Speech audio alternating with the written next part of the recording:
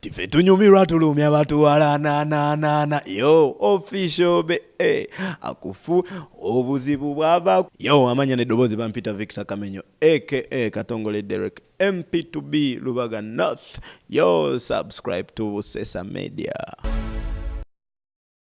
Mbaniriza nnyo mwena abali ku Busesa Media abatulaba essaawa zino nga ate mwebale kubanga mubeerako nnyo ku YouTube gwe mukutu ogusinga ogw'amaanyi. Tulina kuba tubaleetera ebintu abayimbi bangi nnyo, celebrity si bayimbi bokka wabula generally celebrity tutegeeza omuyimbi omukulembeze omuntu yenna yina omututumufu abeera celebrity. Amanya gange nze Salma Lukwago era nga olunaku olwaleero tuli wamu ne mwana mulenzi gwe muzze muwulira nga ayagala kubanga yesimbawo ng'omubaka wali e Lubaga North. Twagala tubulire ddala biki byagenda okubanga akola n'ekyo akagenda kubaka maaso keeyo. Twagala tubulire lwaki asirise, background, history, bintu bingi nnyo bye twandyagadde okubanga tumanya ku mwana mulenzi ono era nga olunaku olwaleero ndi wamu ne Victor Kamenyo. Kamenyo, how are you? I'm okay, how are you? Tubulire amanya gamatu. Amanya gange matuufu bampita Katongole Derek. Neddira nte. Katongole Derek yani ng'oggyeko okweddira ente. Yeah, Katongole Derek azaalibwa Musumba Rosette Mirembe owa His Grace Fire Ministries e Kawala. Yeah, azaalibwa omugenzi Kayizi Research. Yeah, agalamidde Mityana. Basically byebyo. Muntu w'abantu. Yeah. Atera muntu atya Katonda. Soko tubulire obadde osirikiddewa. Sisirikangako kuba wenatandika okujja okuyimba kuyingira ensiike. Yeah, just lwakubanga ebintu ebisinga byenkola sibigamba nnyo bantu. Yeah, naye mbeera mbikola mpola. Yeah, from the one but kuba wenatandika. Yes, sibawumuza muganda wange Salma. Eyo gatuvudde tubulire music wise. Watandika otuvuga ekintu kino. Oba even before that education background. Yeah, nsomedde masomero mangi. Nasomera ku Hope Primary School, nenzira ku Wise Parents, nenzira ku St. Henry's College. Nemba ku St. Henry's College nenjoininga Old Kampala SS. When I work Old Kampala nenjoininga Makerere College. After Makerere College nemalira ku Nsambya Secondary.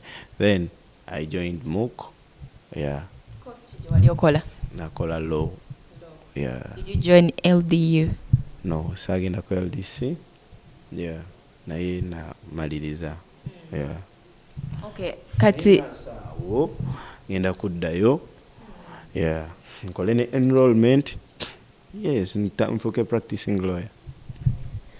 Well, being a practicing oba okubanga oyaga kuba practicing lawyer to masokaawo newane mabega kongo music wise watandika ota abayimba basinga batandika kivugira mu high school nga be bayimbi b'essomero.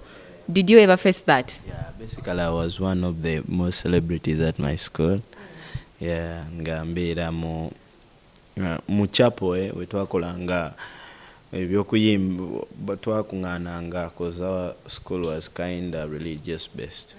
So twakungaananga mu chapel nga wetuba tukunganye batwamu time ya entertainment and I was one of the stars at the moment at the school.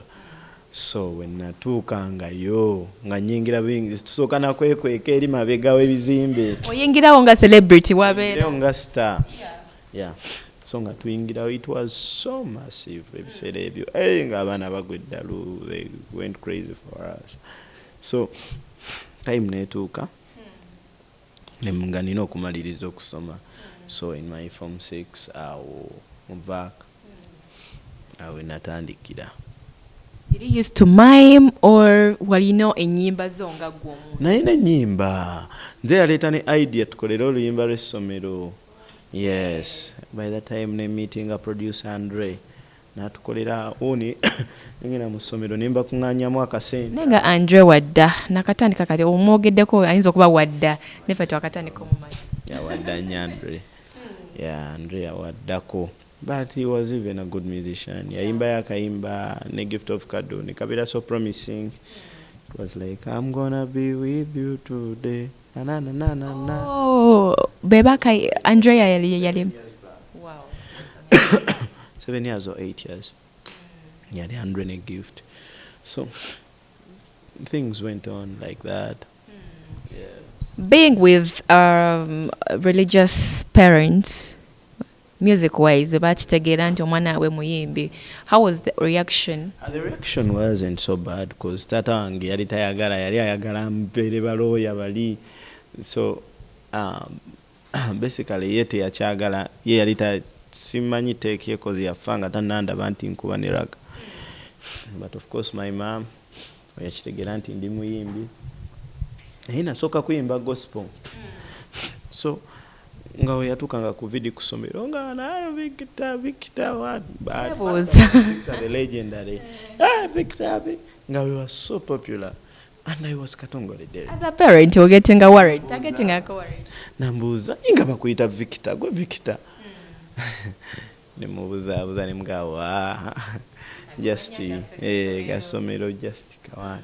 So it went on like that. My mom supported me because she knew I was going to sing gospel. I'm still in the same lane. You've ever gone to a single school? No, not really. Yeah. Alright, so tubulireko church inspiring okujja mu music oba who inspired you mu gogamba nti oba nange oyonze is the reason as to why in the music industry? I loved so much Gyenvudde. Yalina akayimba bali bakayita story ya Luka. It was a very nice song and koi koi. Yeah, cause nze nali njagala nnyo ennyimba nga ziri so positive. Yeah, twazalibwa mu ghetto watali munnyo Gyenvudde ninga omwana Yesu Kristo ne twazalibwa twali tetwambala ngatto. Yeah, the rhymes were so big. Yeah, so I was so mentored by Gyenvudde because of his positivity toward things.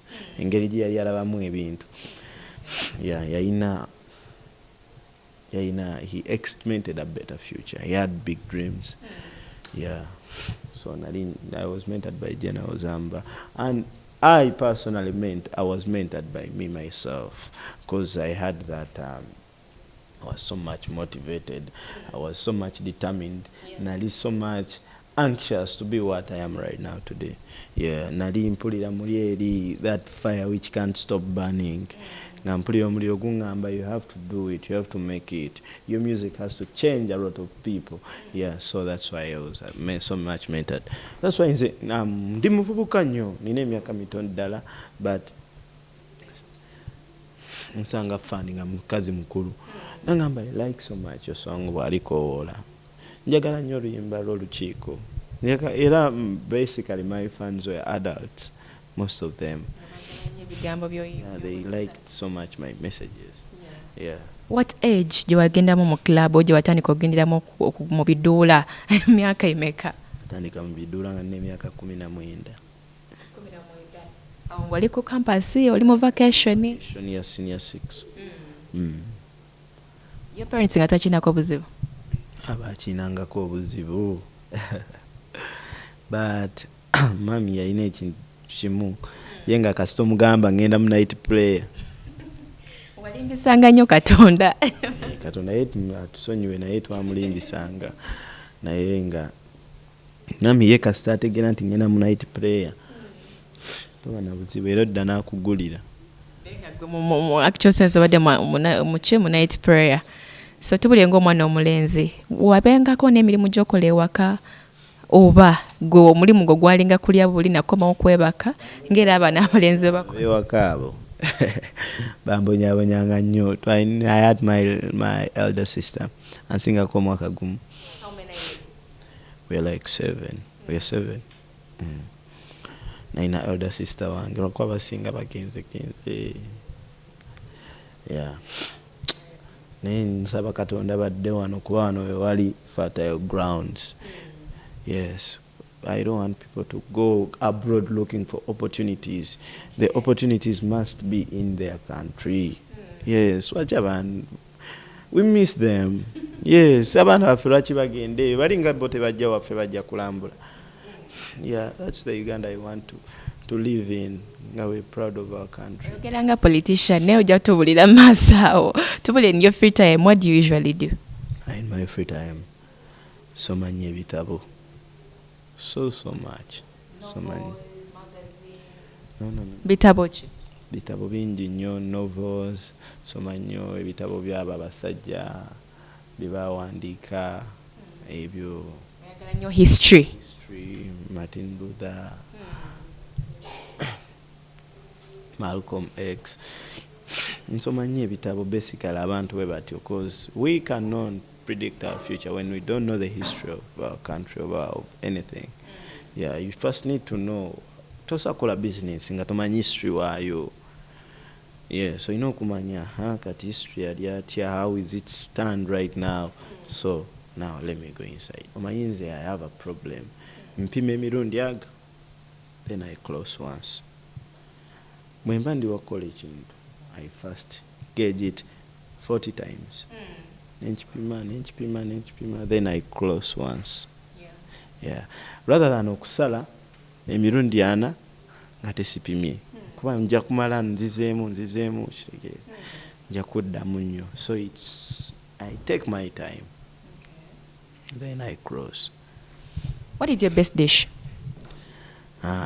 Binyebwa mu nnyama n'amatooke. Manyo bifumba. Waliwo byagane nga tumanyi bifumba bifumba. Nafumbiranga ewaka abaana 7 ne taata ne maama. Yeah, so I know how to prepare food. Kulabanga there is a daughter you always post to your father. Yeah, my father. Muwala wange, my firstborn. Your blood. My blood. Yeah, she actually mwana ikagwe nina. How old is she? She's making 2 years this month on 12th. Yeah. Wow. Yeah.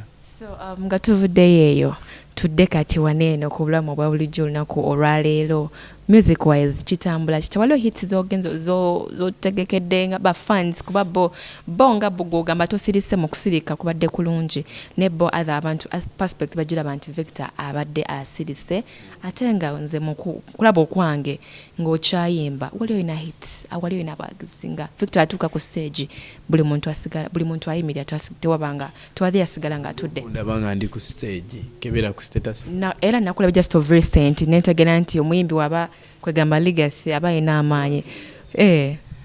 It's just work wali just because mu busamaaso basiigwa obadde osuubira okubaawo. Actually omuyimbi yeetaaga oluyimba okubeera nga luliko okubeera nga ali vibrant. And I have songs nina tunyumirwa tulumya batuwala that song. I have official yeah, some my official. Someone made you official. Oh, channel. Tujja byogerako. Manager. So, nga tuvudde to Victor, tubulye right now. Toli mu. You have a kid in your family. Yeah. Ulingana oyogera nti onoonya. Nize. Sinoonya but it's good. Yeah, it's good people to know my status. Okay. Yeah.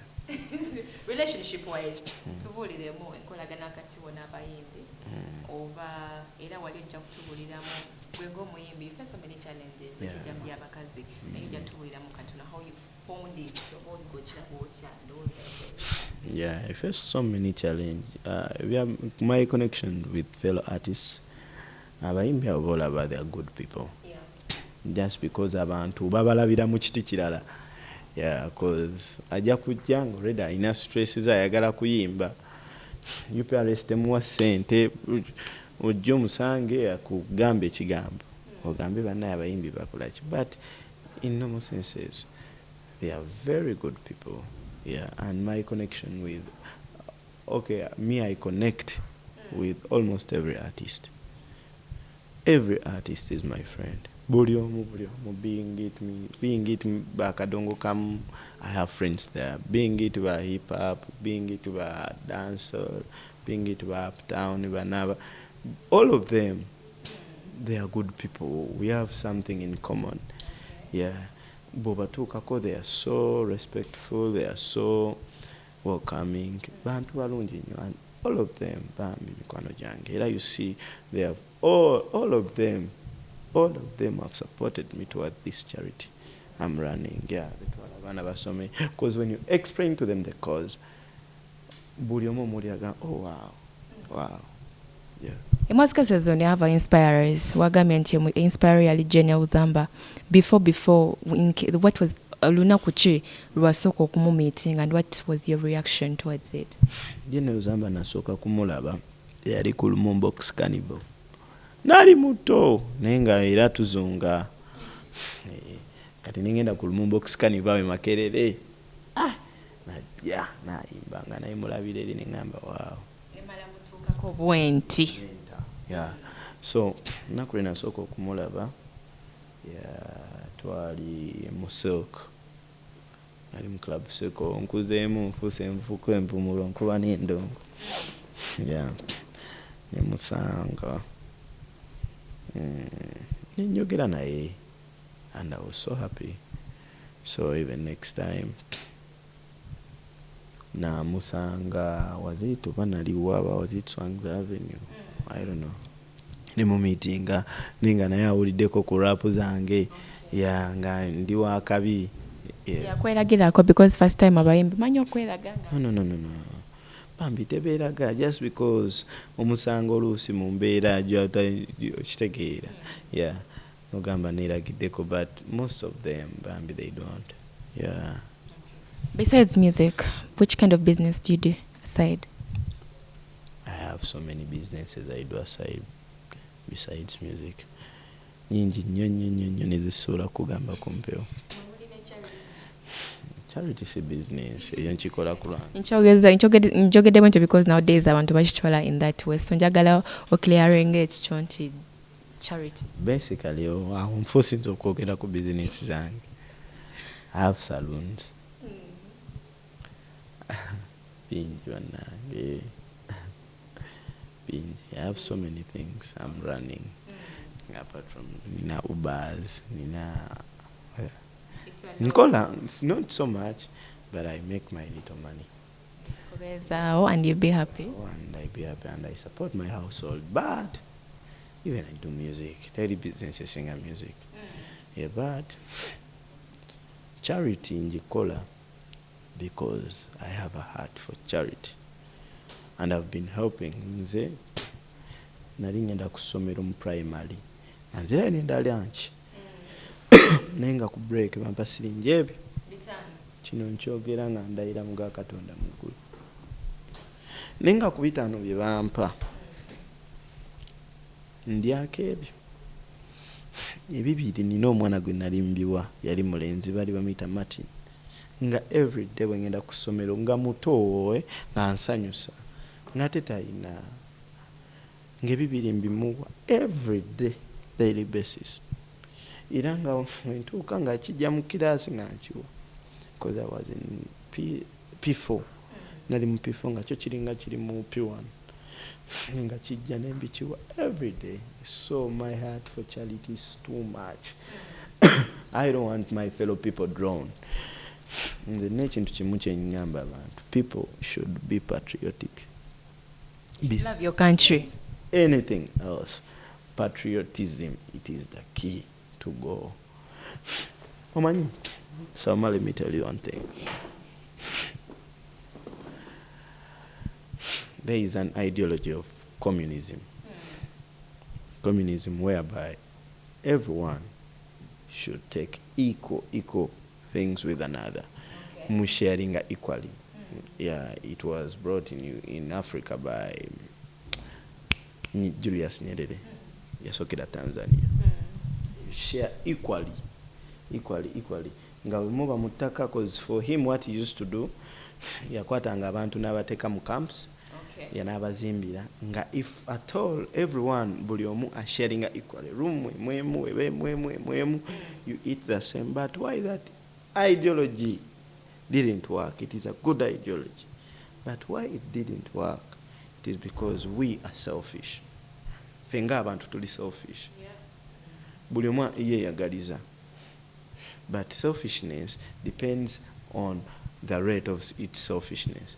So nze kyengamba, my ideology was like this: we should be selfish to our country at large. Sigamba nti tulina okubeera nga tuli ffe nga tweyagaliza nnyo okusinga abalala, because even others, that's what they do.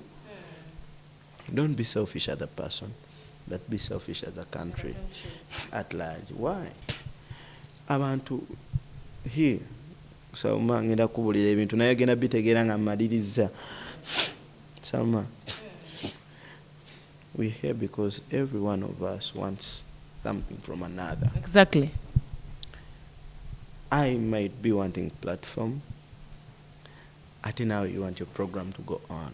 Yes. So that's the reason why we are here, both of us together. So there is a need of something. So we as a country, we export. We import so much than what we export. To importing a sabuni, to importing engoye, to importing amasawa, to importing a motoka, to importing a Buli kimu. we just import it. Our money is going the other side. Yeah. That's why you see the government take a cent in small scale businesses so that our productivity rate so that we also get the capacity to export. As a politician, and you're saying it, so you tell us more Masoka. Right now, njagala on clarifying leko insongeni, you're proudly a dad. You're proudly a dad of one daughter. Skando singe very no abayo mchalo mlava nagamba nti Victor yanzala natalabira mwana. As if tubirabye mu bayimbi, what would you do? Skando tesobola kuvaayo. Olinza okuba tumakuba nezivaayo baba tebamanyi baba babyekanga bwekanzi. You never know nga mwerabira nnyo bye mukola. Sometimes naddala nga muli mabala and everything, something can happen. Me, I take every step seriously in my life.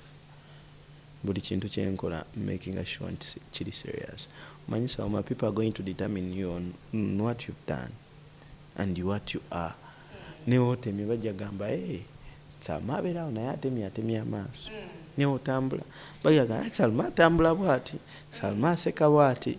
Yeah, Salma ina dimples bw'aseka. You see? Yeah. So people describe you by your ways you live. Yeah. So me, I take care of every step I live, so I don't think I'll get something like that. What are some of your qualities? Which qualities?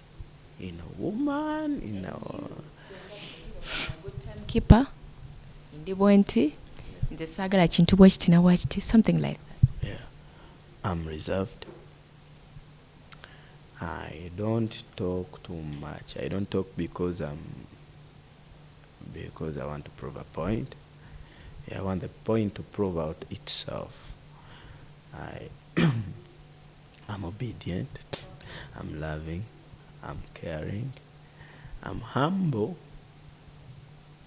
Okay. Yeah, and I repent so much. Yeah.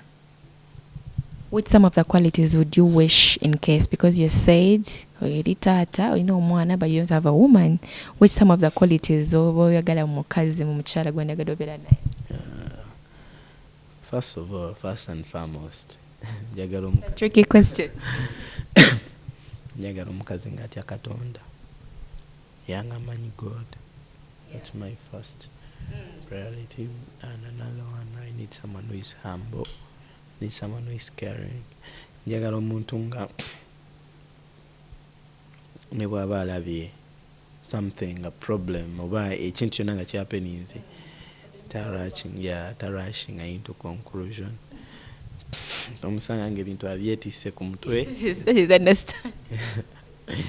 Yeah, I want someone who is she's ready to forgive. Yeah. Why ready to forgive? Meaning you're a sinner.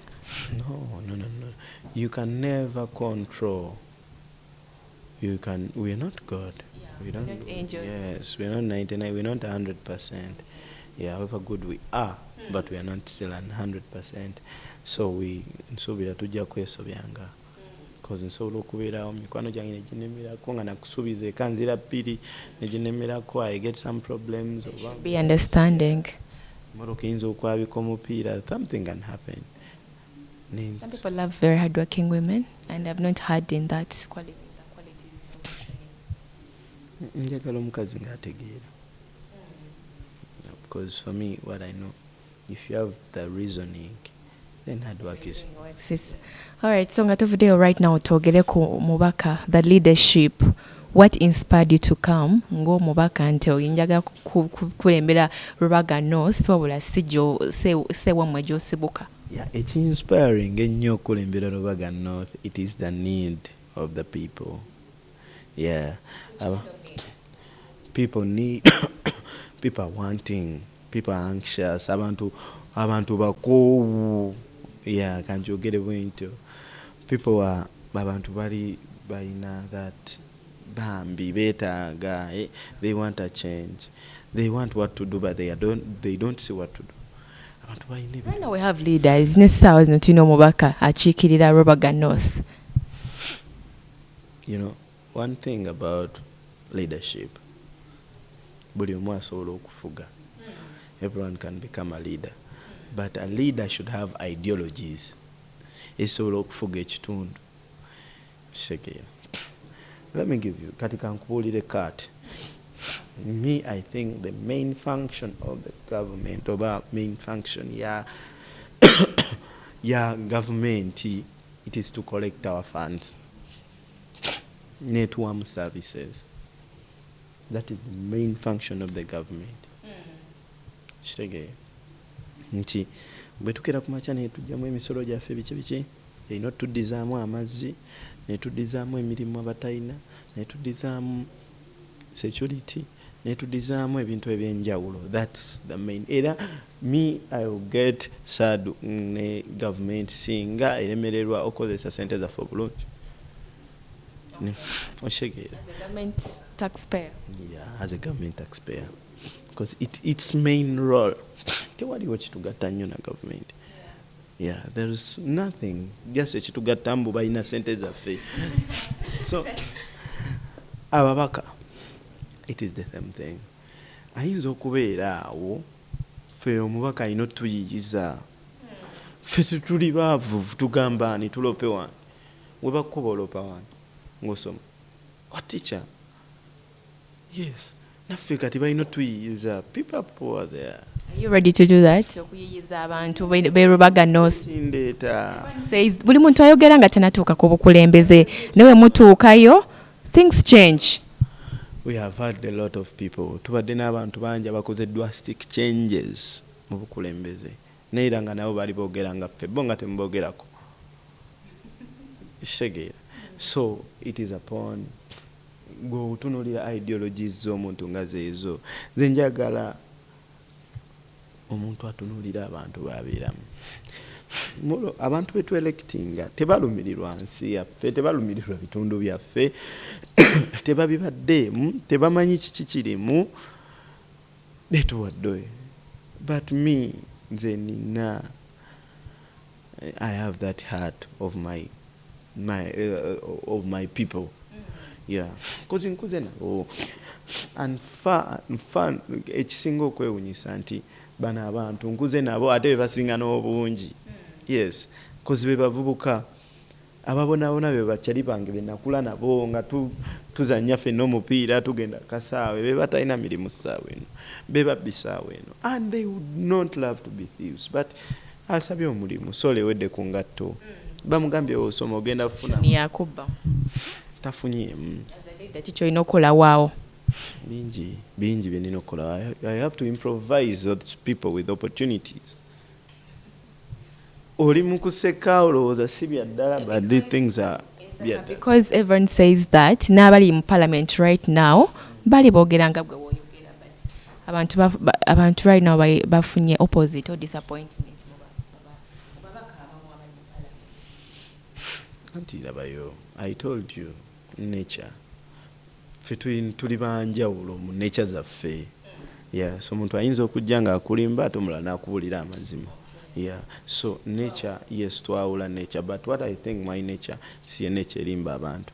My nature, nature ebulira abantu amazima, ye nature eri on point, ye nature egenda okukyusa eggwanga lino. Yes, we are here to change, my dear. We're not here to fear the future. If we're here to shape the future. Nawulidde ko Alinti even right now ekisinza okuba nga kikuleeta nje emyalo egikyali mu Rubaga North in that waliwo ne banno be wasoma nabo. Share with us that part of the story. Ekisinga okundeeta, it is economical change. Economical change. Size kukyusa kirala kyonna, but economical change. Bambi bano nze mbalumirirwa kubanga tuvudde wala nabo. Ate n'ekirala nnumirirwa ensi yange because eno ensi erimu omwenzalidde abaana bange. Mwe muli abantu bange. Yes, kati I care so much. Abantu ngenda baleka mu nsi efaanana eti. Yes, so my heart is so much determined and dwelled for the change, for the economical change which I want people to get in my country. And I think when I have a big voice, nsobola chichusa. And I don't think about getting big money, but I think when I have a voice, let's do this and do this and do this, we can change it. Fetubulamu ne leader very natugamba bannange olunaku bwe ruti twetagayo kukola ki okulongoosa ekyalo kyaffe tebakikola. Nze I wonder waki tubeera omuntu agamba banaye mubeere bayonjo. Yes, we are clean. Ne waliwo omuntu omuyonjo nga talina dustbin. No way. Manyi nti bwokera ku machano ga keep our city clean, ogenda soko planting a dustbin zonna. Because we shall always use dirty things. Tujja kosa tissues. Yes, tugenda zisuula wa. If we don't have where we can throw them, why shouldn't we? Tunaziteka mu nsawo? No. Yesterday when the president was addressing the nation, yategezeza nti mwabagala okubanga mubaba leaders mutandikira kukola nga temunafuuka ekyo kikyemuli n'atuwa n'ekyokulabirako ye gye yatandikira. Now today abantu bazuuka buzukusinagamba njagala kubeera mukulembeze. Are you that kind of person? No. Me, actually, nze mbadde nkola even before. I've been doing a lot of charities. Mbadde nyambako abaana eyo. Yes, everywhere. Mbadde ngezaako okuteekawo ettaffaali and even to promote unity, because nkwata ababoda ne mbagamba leero tugenda samba mupiira. They are united, they talk, they contact, yes, because what I know, your network is your net worth. You got a job because you had a network. Sure. And that is your net worth. Now your net worth, Star TV. Yeah. So, what I know, if we at all give people that opportunity to connect, they will be tujaba tubongeddeko nakyo kuba kwongerako toffaali ddala. Yeah. So what I think, we can change this world for the better. Okay. Yeah. Tumaliriza njagala osooke otubuulire like yo ddala woba oyiseemu ng'oyiseemu tukakasiza ddala kiki ogenda okubanga okolera Rubaga North n'ebintu ebirala. If at all nempita mu Rubaga North, wagenda kubeerawo economical growth. Yeah. Wagenda kubeerawo unity mu bantu baffe ab'e Rubaga, because me mmanyi bulungi ebibaluma. And I know how best I can unite them, because we are fellow youths. Population is 70%, we are youth. So abasinga mbavubuka manyi how to handle my fellow youth. Tibona bonna nja kubeera manyi biki bye beetaaga. I know their desires so well. Bye beetaaga bimanyi. So I promise unity among them. And actually I've come, I promise a clean city, but mainly purposely nzize kulwenkulaakulana y'abakyali bange. Kubanga abaliyo bonna bakyali bange. Era we tutuuka tubonga. And by the way, for the case of Mr. Kasibante, bambi naye alinayo abawagizi be. Alinayo abawagizi be. Naye kyensaba nti saawa eno afunye experience ey'okubeera omuwe w'amagezi. seeyo omukulembeze. Right now tuna mu kifaananyi ky'olaba people kiki bakulowooleza bakyuliddeko nti ojjamu. Mbadde kansoke nkumalira emboozi ya Kasibante Kasibante essaawa eno mulungi nnyo singa aba muwi w'amagezi wange singa aba muwi w'amagezi wange, but for the post of the MP no.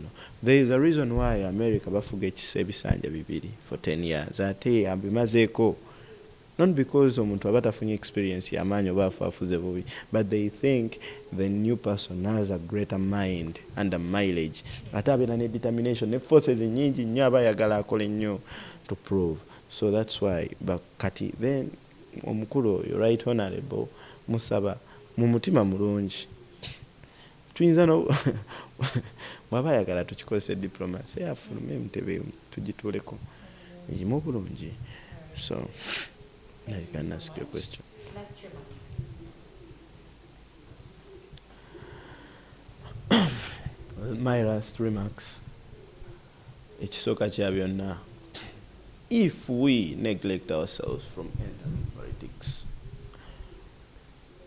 we shall end up being governed by our inferiors. Yeah. Tiffe tukira ku makya ne tugaana okuyingira politics ate tugenda kufugibwa abo bafala batasobola yadde. Yes, and we are rotting our country. Tuba tuli mu gisiranya. And next of all, there is no time like now. And there are no people like we. So this is the time. And we are the people. So buli abadde alowooza nti omukulembeze Lubaga agenda kuva Bulaaya ng'ava mu Harvard tagenda kuvaayo. Ffe tulina okwekolamu omubiri okukyusa Uganda yaffe. I like that. Thank you so much. Muwulidde bulungi nnyo Victor Kamenyo atubuulidde history, background, education wise, qualities, buli kimu kyonna akitubuulidde era mutegedde bulungi. Right now kikyayimiriddeko bukulembeze kujjanga mubakazi NMP mu Lubaga North obubaka muwulidde bulungi nnyo. Next time ajja kuba atwongera ddala kututangaza ku nsonga y'obukulembeze ko wetusingira ddala okwagala mu music n'obukulembeze ajja kuba kibalansinga atya. My name is Salma Sigadde era nga wamu ne Amiri Muwaya ku YouTube eno. Mwebale kubanga mutulaba. Keep watching. Tugenda kubaleetera n'abalala bangi nnyo batubuulire ebintu ebirala bingi nnyo. Obulamu bwabwe bayimiridde bata na status right now gye batambulako olunaku olwaleero. Mweraba.